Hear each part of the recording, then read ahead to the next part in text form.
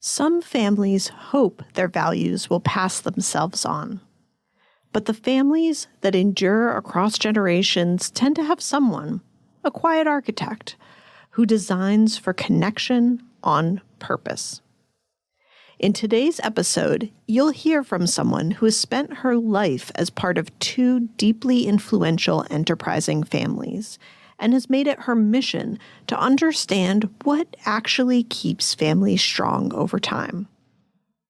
We talk about the simple practices that build multi-generational connection and explore the tools she personally created to keep younger generations engaged, even as the family becomes larger and more dispersed.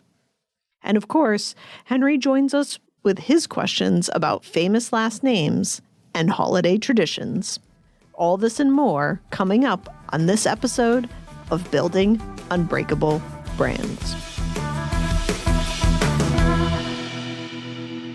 Welcome to Building Unbreakable Brands, the podcast where we talk to business leaders with a generational mindset. I'm Meghan Lynch. I'm an advisor to family businesses and CEO of 6 Point Strategy, which helps generational brands honor their past while evolving for the future. My guest today is Mitzi Perdue, who is a speaker, writer, businesswoman, the widow of Frank Perdue, and the daughter of the founder of the Sheraton hotel chain, Ernest Henderson. Welcome, Mitzi. I'm so glad to have you on the show. Actually, what a joy to be on the show, and especially your interests so parallel what I like to talk about. So this is perfect. I love it. I'm very excited. And one of the reasons why I wanted to have you on the show was we had first connected and met when you were speaking about the Perdue family newsletter that you write and send out to the family. And I just thought it was such a great example of intentional stewardship of family stories and family legacy. So I was hoping you could talk a little bit about why you first started to write the newsletter, like what inspired that, and kind of where it's gone since. Perfect. Let's start with why I began writing it. I've been writing a family newsletter since Frank Perdue and I first married, which was 1988. But a few years into it, it became really clear to me, just from studying and looking around the world, that if you really want the kids in the family to treasure being part of a family business, part of a family legacy, don't spring it on them at age 21. No, get them while they're young. And so I thought, here I am writing this newspaper for grown-ups. What if I wrote a newsletter for kids? And I'd make it real simple, like short sentences, no multi-syllabic words, things that a kid could get. And it was aimed at age 4 to 12. And maybe I can best answer it by giving you an example of one of the newsletters. I love that. Yeah. Okay, I'm going to mention, since Thanksgiving is coming up, with Thanksgiving, we have a family tradition that goes back, the company started in 1920, and we haven't been having Thanksgivings that long, but we've had them a long time. And one of the traditions for years was the late matriarch of the company, Mamadou Perdue. Mamadou would make her fabulous Thanksgiving biscuits, and she'd make them, and the family would gather around, and the kids would get to see her, and everybody's eager to eat her biscuits. But the really special thing about it, from my point of view, was she'd whip up the batter, and then she'd put it on a baking sheet, cover the baking sheet with aluminum foil, drop the biscuits on it, bake it, remove the biscuits after they're cooked. And the special thing is, after she had removed the biscuits and brushed the crumbs off, she'd wash it with dishwasher fluid and dry it and reuse it. Now, what's special from my point of view, every newsletter I write has a message of culture, who we are and how we do things. And that message was, we're a family that doesn't waste. She reuses aluminum foil, and we're ecological. We don't waste nature's bounty. And so between being frugal and ecological, the newsletter where I told the story of Mommy Do It and how her wonderful biscuits were made with aluminum that was reused. Well, that, in my opinion, it probably gets you pretty far in communicating to kids that we're a frugal family, that we get our identity through service, not through spending. The story probably counts, but I thought we could take it a step further. And I'm going to show you what I call a treasure chest. It is a treasure chest. What I'm holding up here is, you're not seeing me, but are you seeing the treasure box? Yes, yep. Okay, in this treasure box, every newsletter that I send out, I have inside the treasure box, each kid gets one, and I have hundreds of these in storage to use for sending out newsletters.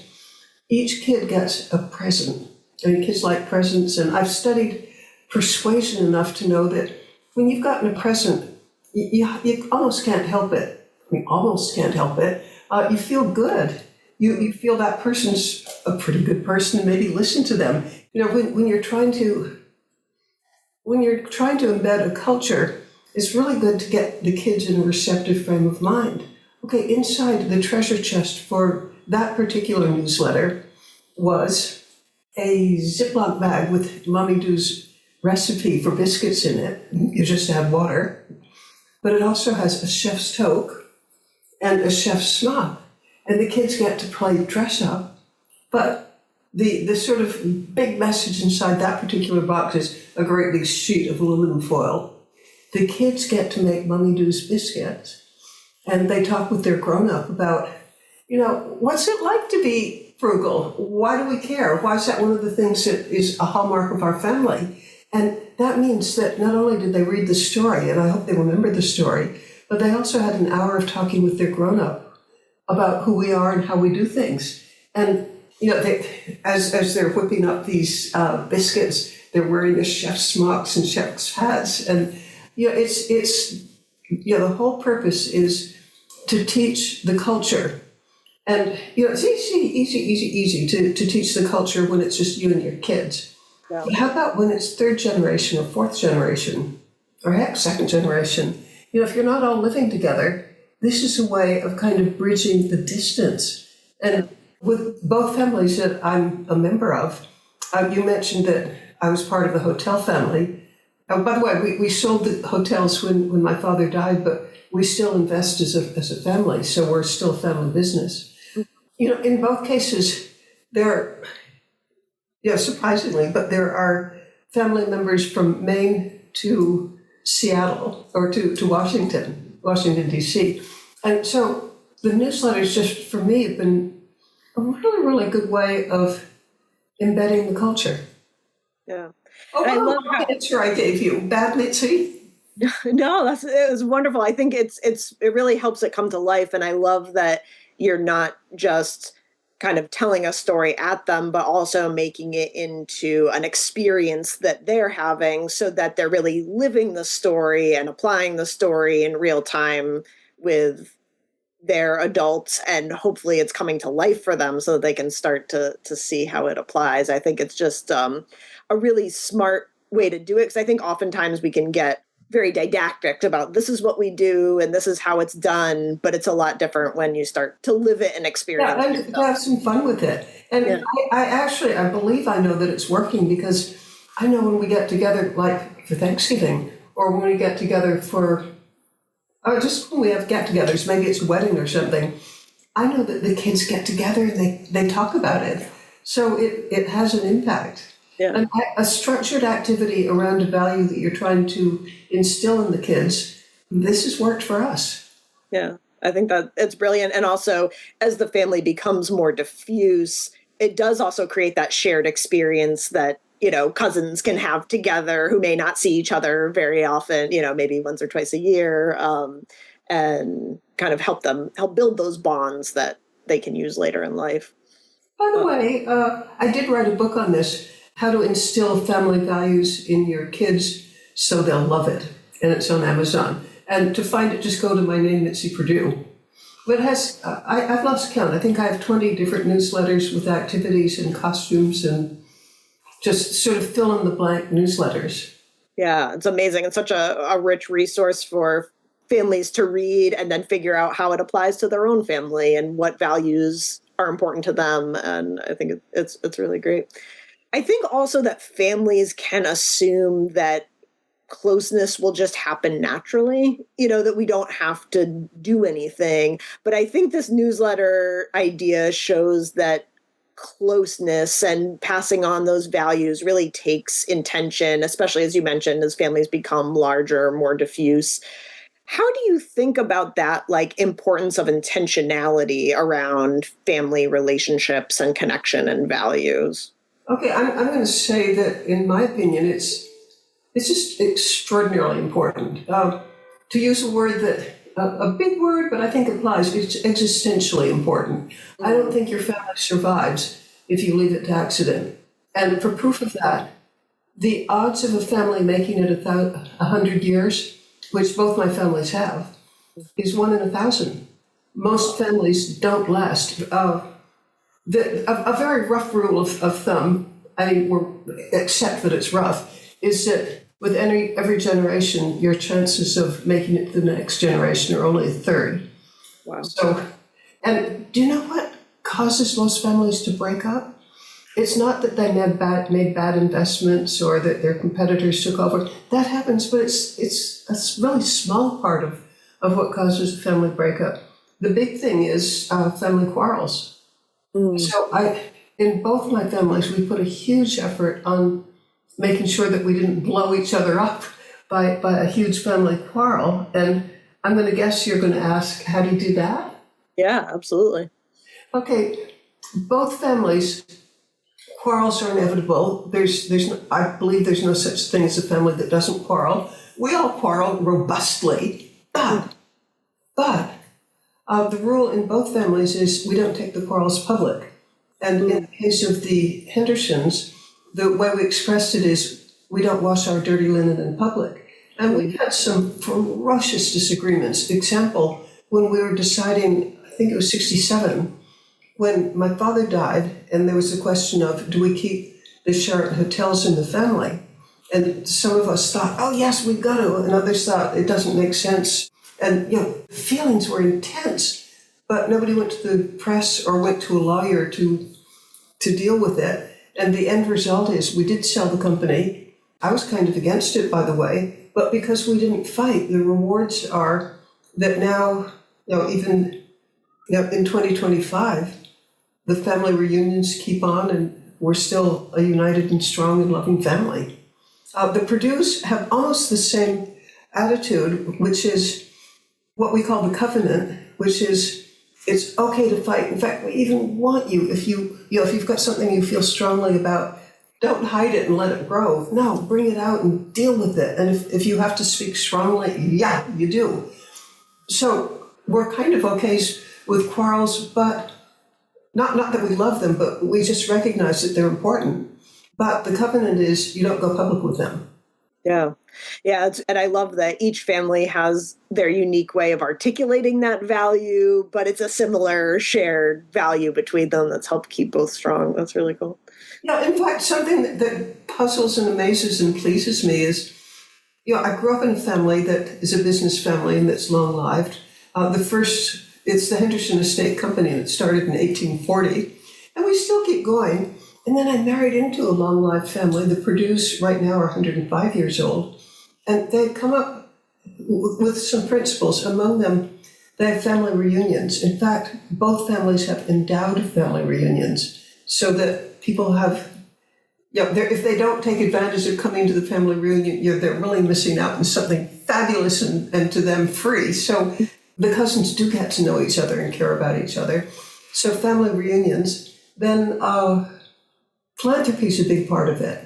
Both families, I grew up in one family that's big in philanthropy, and I married into one that was huge in philanthropy. And I think that's I think to keep a family together, you kind of have to be proud of that you're doing something good. And both families get to have that feeling. Yeah. Yeah. Part of something bigger than yourself. And I know you've been doing work in Ukraine, have traveled there a number of times and are doing some fabulous work around mental health there, knowing that both of these families have that like kind of rooted in service, even in the businesses that they built, in hospitality and nourishing people. Do you see like your philanthropic work as a continuation of that legacy, or do you feel like it's something that you've added to the family voice and diversity? I can answer that by a quick story about my late father and then a very quick story about my late husband. I remember when, I don't know how old I was, maybe I was 8, but I go wandering into his office in our home, and it's summer, and I'm like 8 years old, and I see him on a Saturday just buried in books and studying something. And I asked him what he's doing. He said, I'm going through proposals for charitable donations. And I said, but you could be out playing golf like my friends' daddies are. And he said, no, I like golf, but the greatest pleasure my money has ever given me is in giving it away. Wow. Wow. Okay, and then Frank Perdue, the happiest I ever saw him was, it happened over and over again, but he funded what feels to me like countless different scholarships because he was a big believer in education for helping you be all you can be. So the happiest I think I can ever think of him is when somebody, maybe who'd been out of college 10 or 15 years, would come up to him in a restaurant or an airport or something and say, Mr. Perdue, the scholarship that you gave me means today I'm married, I have kids, I'm happy. It wouldn't have happened without an education. And for hours afterwards, Frank would just be beaming. So I think I have 2 role models who are very important to me, who are very philanthropic. And so this has just become kind of another way to kind of live out that value, but just in a way that happens to be personal to you, or how do you see that? Well, okay, in the case of both families, you're admired not because you're wearing designer clothes or went first class. No, you're admired because you're contributing in some way. So I do think it's part of the culture from both families that I grew up in that giving back was all important. And in my case, Ukraine, it's sort of by accident, but I am a writer by trade. That's what I do. I've written a story for Psychology Today on human trafficking in Ukraine. And the point of it is, in conflict areas, the human traffickers just converge because there are all these vulnerable women that they can trap. And it's horrible. And so I wrote about this awful thing. And the title of it had the word Ukraine in it and human trafficking. Well, a wonderful coincidence from the point of my career was the head of police he's now second in command of the Ukrainian National Police. He had written his master's thesis on human trafficking, so he had read my story. Yay! Oh, wow. There's some real perks to being a writer. Well, on a Zoom call, he invited me to come to Ukraine to see for myself. So 10 days later, I'm in Ukraine. And I've been there 5 times now. I've conducted interviews in bomb shelters in cities under active attack. I mean, I've seen some real interesting things. But the biggest thing I walked away with is mental health. If you've been under, like today, under continuous heartbreaking stress for 4 years, the odds are that you're going to have, and I'm going to list some symptoms you might have. You're not going to have all of them, God willing, but like nightmares, insomnia, panic attacks, depression, uncontrolled anger. Just stress does this to you, and prolonged stress. It's just difficult. But in the case of Ukraine, there's so few mental health professionals in proportion to the need. I mean, by some estimates, there's 1 mental health professional per 100,000. I mean, you're not going to get counseling. And yet, counseling can do you so much good for things like insomnia or depression or just a whole host of things that a little bit of counseling can help you so much.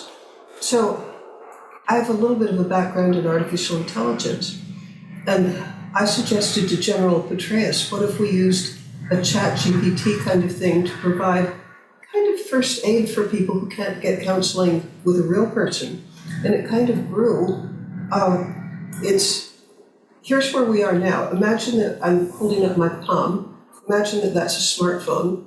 Ukrainians have fabulous numbers of people.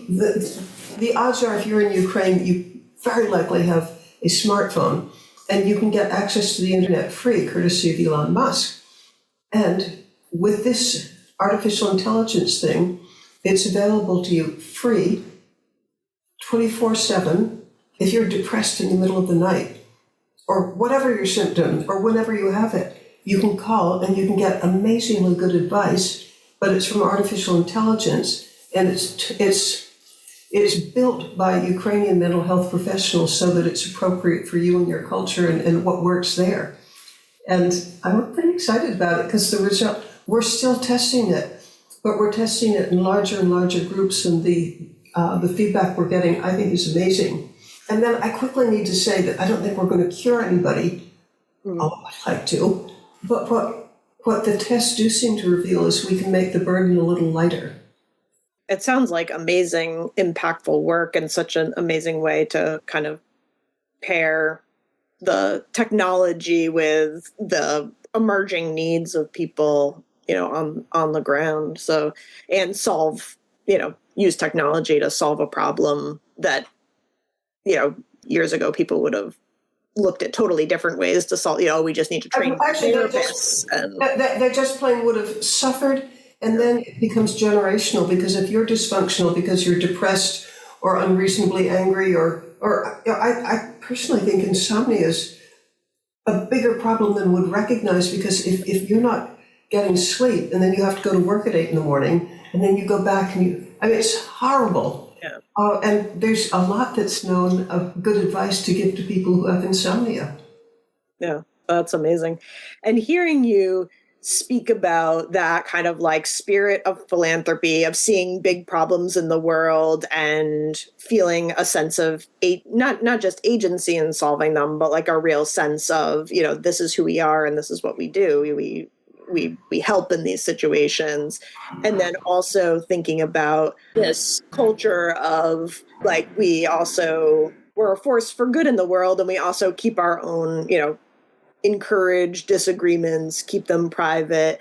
It really makes me think about a lot of what we see in generational businesses, which is the stories that you preserve and you nurture become the culture that you're creating, yes, right? Yes. So if you're telling stories about strife and disagreement, and that's the public story, then that's what you perpetuate. If you're telling stories of generosity and impact, then that's the story, that's the culture that you perpetuate. And it seems like that's kind of at the heart of a lot of what you're teaching, is that we have to just be careful of the stories that we're telling and the impact of them, not just on the current generation, but on future generations. Yeah, I've come to believe that we are the stories we tell ourselves.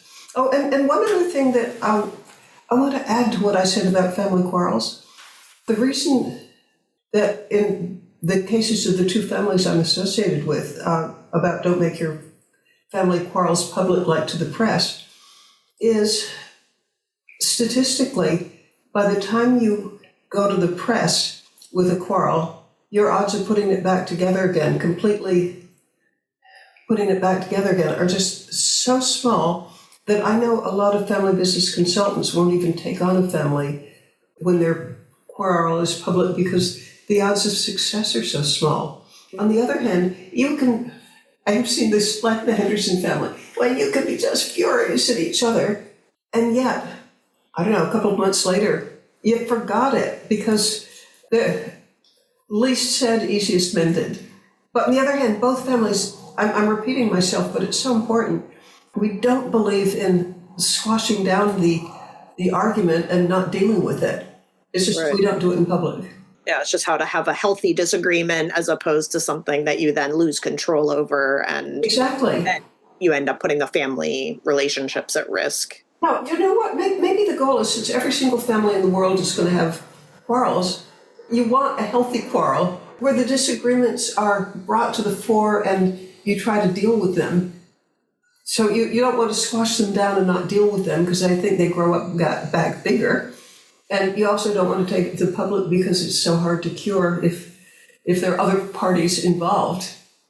I also am against I can love lawyers, but I don't want lawyers involved in a family quarrel because, my own experience at 84, I've seen a lot of family dysfunction. And, again, it's my belief that by the time you have adversarial lawyers involved, I've never seen a family put it back together. Yeah, if the goal is longevity of the relationships, you want to keep all that stuff out and figure out how to have those disagreements and resolve them through other ways. It makes a lot of sense. I just was also thinking too, I'd love to know if, like, when we think about, like, if we are the stories we tell, and I think a lot of families kind of underestimate the cost of losing some of that institutional memory or those family stories. I'm curious if there's like one memory from maybe like your early days with Frank or part of the Purdue company, like if there's one story or memory that you have that, like, oh, if I could take this and make it a part of every employee's onboarding at Purdue, what would you bring? Or maybe something from your father, that you would love to see people at Sheraton hotels remember or be a part of their experience. Well, I think one of the things about Frank Purdue is, first of all, he was amazingly frugal. He built the company, I think, for just love of building something that provides jobs and provides food. And he wasn't building it to make a great big fortune so that he could spend it on yachts and jewels. No, we lived in a pretty middle-class house. Our neighbors, one worked for the library and another was like a retired teacher, so we weren't living on Millionaire's Row. And he just wasn't into spending money. That didn't greatly motivate him. What did motivate him was he loved. Well, okay, I'll give you an example of what did motivate him. And I'm going to boast, if you'll forgive me, because I had a part in this. But yeah. I suggested to him when we first married that we entertain every single person who worked for the company. Oh, and wow. He thought that was a super crazy idea because at the time there were 16,000 employees. And he said, you can't possibly do that. And I pretended that I hadn't really heard that he was saying no. And I said, I think we should have them at 100 at a time. And he said, that's too many. And I said, I bet we could start it in 6 weeks. No way, that's way too soon. And then I told him, let's start with the secretaries because they can tell everybody that our parties are fun.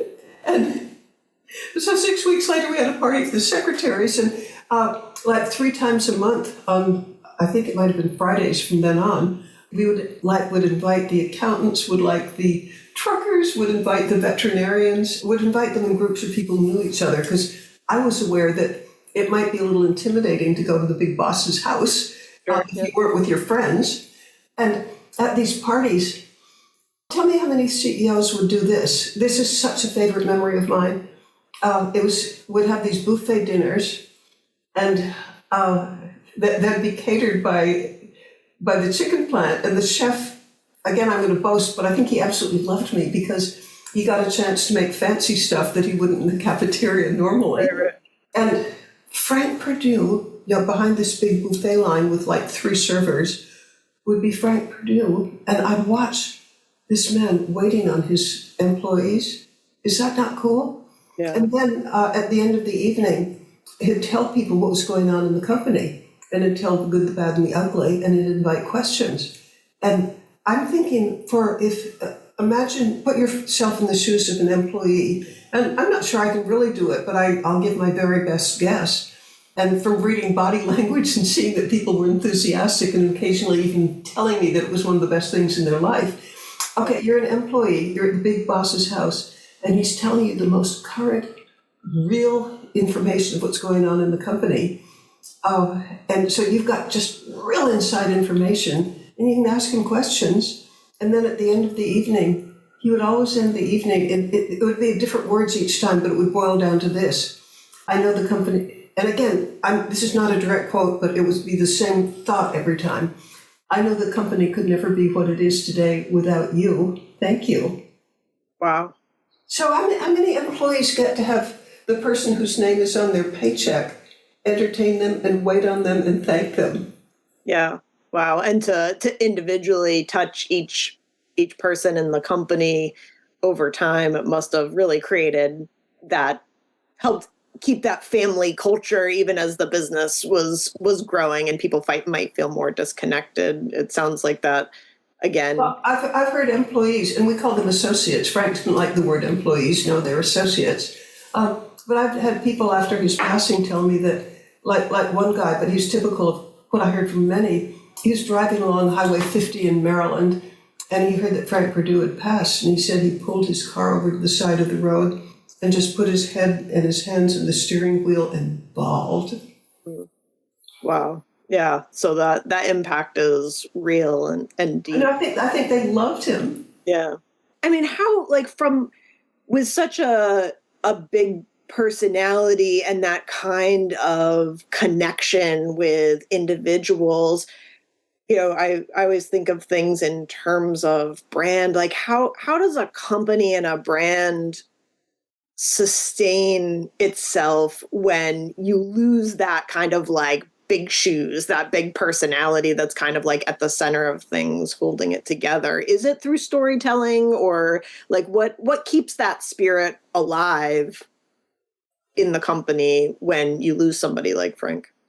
Well, we were divinely fortunate in Frank's son, because I can remember, probably 15 years before Frank passed, his son was telling me that we all understood that Frank was sort of a force of nature and larger than life, but we also understood that the personality it takes to grow a business isn't the same personality that keeps it running smoothly.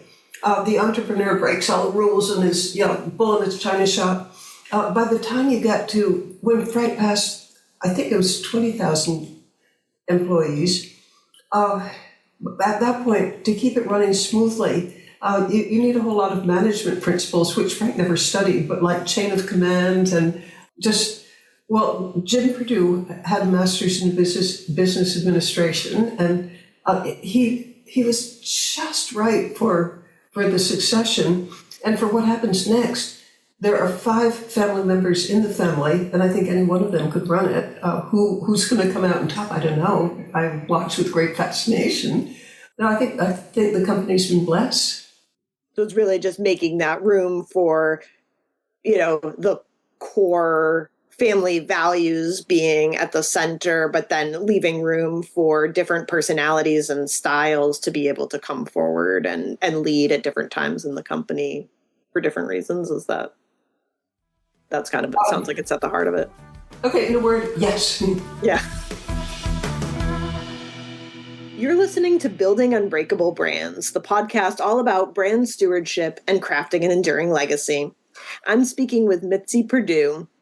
And now my son Henry is here to be the voice of the next generation with some questions for Mitzi. In the hot seat today is this woman, speaker, writer, and the widow of Frank Perdue. It's the one and only Mitzi Perdue. Hi, Mitzi. Great to meet you. Well, I loved your introduction. Thank you so much. I have a couple of questions for you. I've got a couple of answers for you. Is there anything that you do that's special for Thanksgiving, like a food or a recipe? Oh, yeah. In the Perdue family, this is sort of like a high holiday for us, because Perdue doesn't just grow chickens, we also grow turkeys. And for the last couple of years, I don't know where you even find this, but I bet you can find it on the internet. We have a turducken. And a turducken is, I think it's a chicken. I'm not sure I've got the sequence right, but I think it starts with a chicken that's boned. You stick that inside of a duck that's been boned, and inside you stick that whole thing inside. And again, it's boned, so it's just meat, and you stick that inside a turkey, and so it's a turducken. And when you slice through, you're getting turkey, duck, and chicken, and that's just the coolest thing. Yeah.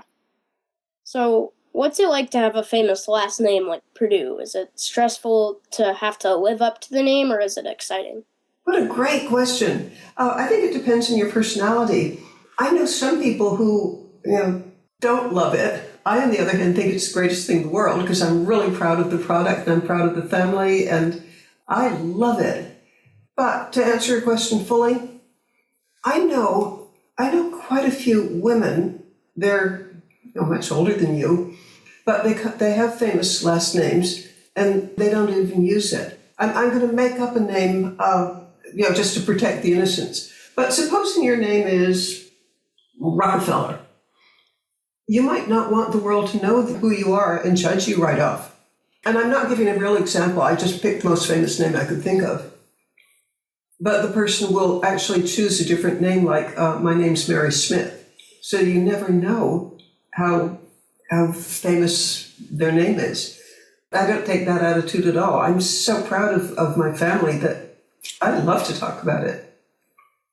So, why did you decide to start your therapy resources for Ukrainians who are experiencing war trauma? Oh, I love your question. Thank you. The answer is I have a purpose in life, and I've had it for probably most of my adult life. I feel that I'm here to increase happiness and decrease misery. And my whole life, I've tried to develop skills like public speaking or writing or fundraising or management. It's just so that I could be as big an influencer as I possibly could be to increase happiness, decrease misery. Well, when I was in Ukraine, and I've been there five times during the war, and I've been there when cities are under active attack, and even when there were like missiles going overhead and you could see them. So I've really been in an active combat, an active war zone. But since I've always been looking for the biggest thing that I could do, I hope, I'm not even sure I'm right, but to try to increase happiness and decrease misery. Mental health issues like you can't sleep, or you're really sad all the time, or you can't help being angry, or you're afraid. All these things are really hard to bear. And when it's gone on for 4 years, it gets harder and harder and harder. How do you have a close family life? How do you really get along with your parents if they're under stress and you're under stress? And in this country, you could probably get counseling. That doesn't happen much in Ukraine because all the resources are going to have the country try to stay alive. So I need to ask a question of you before we continue. How much do you use the internet? A lot? A fair bit, yeah. How about something like ChatGPT? Or something like that? Any kind of artificial Not much, intelligence? but sometimes. Okay, but it's there. Yeah. Well, ChatGPT is awfully good at, say you're feeling down, and you can tell it. I'm going to pretend that my hand is my smartphone. You can call up ChatGPT and you can say, I'm really feeling down, can you help me? And it can give probably 5 different things that will probably make you feel better. Well, I thought, what if we could do that for a whole country? And it turns out that you can. So I helped raise money and helped arrange at a university in Ukraine, I helped arrange for people to get that kind of help. And it's not completely, well, we're still testing it, because one of the rules in medicine is do no harm. So we want to make sure. We've been testing it for almost a year with groups of 20, 30, 40 people. Now we're starting to test it 100 at a time. And if it really works, it might be able to help a whole country. And boy, if that could happen, I would have achieved my life goal. Yeah, definitely. I also have a joke for you. Great. I love jokes. Why did the turkey not eat anything at the dinner table? Okay, I can make a guess. So it doesn't eat itself? Okay, what is it? He was stuffed. Love it. I'm going to tell that at the Purdue Thanksgiving. I love it. Just great. Thank you. Thank you so much, Mitzi. This was a wonderful conversation, and I think listeners will learn a lot and take a lot away from your stories. If they want to learn more about the newsletters, about your work, where can people find out more? Okay, first come to my website, and that's mitziPurdue.com. And the one tricky thing is please spell Purdue right. It's P-E-R, because there's a university that's spelled differently. So I don't want you to go to the university. I want you to go to me. Second, I have books on family business, and you can find this and several others on Amazon. And so just go to Amazon and Mitzi Perdue, Perdue, and you'll get the wit and wisdom of Mitzi Perdue.